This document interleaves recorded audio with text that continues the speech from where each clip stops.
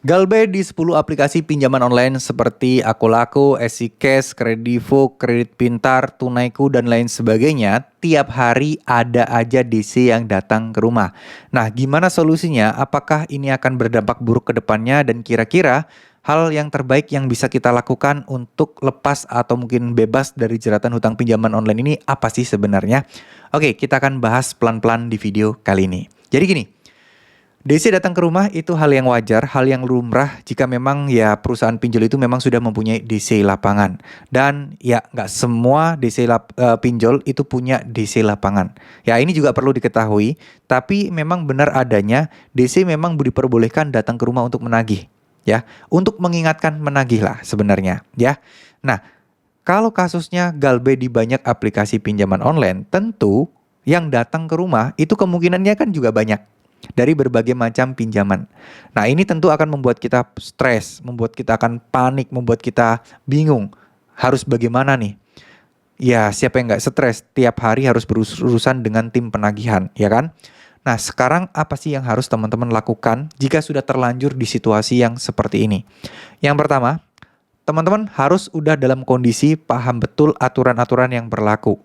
Minimal teman-teman harus udah baca surat edaran OJK nomor 19 tahun 2023. Googling aja banyak, tinggal ketik aja surat edaran OJK nomor 19 tahun 2023. Nanti paling atas tinggal kalian klik, kalian download, kalian baca semuanya. Kalau perlu di print deh, kalian baca semuanya. Nah, dari sini kalian akan mengerti apa yang boleh dan tidak boleh dilakukan oleh DC pinjol. Apa yang menjadi kewajiban kalian dan apa yang seharusnya kalian nggak diperlakukan seperti itu. Kalau memang ada pelanggaran-pelanggaran, kalian bisa menuntut balik. Ya. Setidaknya surat edaran itu atau aturan-aturan itu menjadi pegangan teman-teman. Jadi biar nggak makin runyam. Ingat, semakin kita terlihat lemah, terlihat takut, semakin kita akan ditekan. Semakin kalian terlihat berani, terlihat ngerti, terlihat berilmu, maka DC pun juga akan hati-hati untuk melakukan penagihannya. Akan juga malas untuk berdebat dengan kalian atau akan malas untuk datang-datang menagih ke kalian. Karena apa? Karena kalian paham betul aturan-aturan yang berlaku.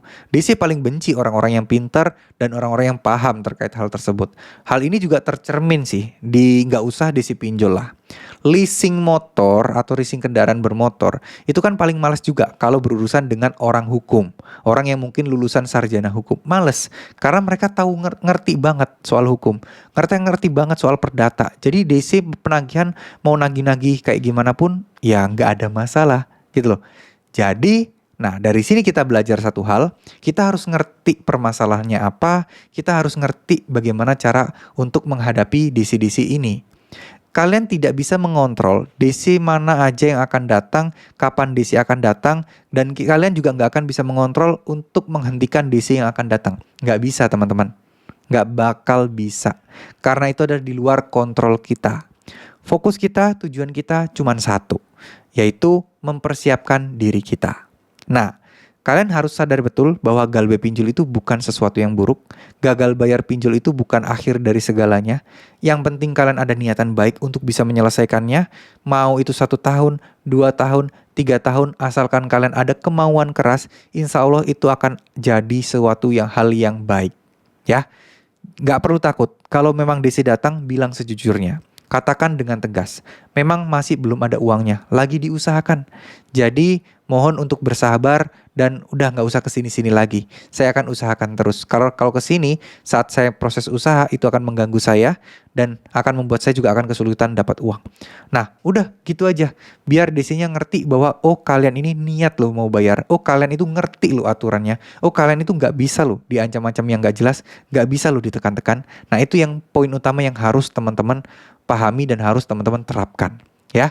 Karena sekali lagi fokuslah di apa yang bisa kalian kontrol, gak usah fokus di apa yang gak bisa kalian kontrol, karena itu akan buang-buang waktu dan gak akan ada solusinya.